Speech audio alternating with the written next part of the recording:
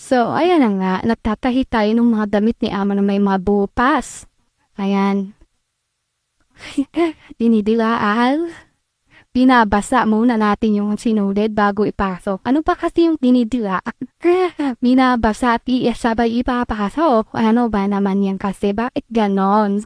So, dinilaan muna natin yung sinulid. Binasa natin. Tsaka ipinasok. So, ayan guys. Ano ba? Paulit-ulit na lang? Na.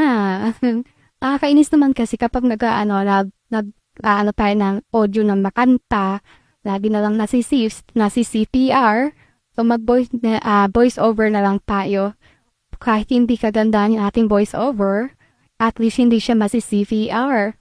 So, ayan, mga limang damit niya yung may mga butas na may bandang balikat, ayan, lahat ng damit niya ay doon lang sira.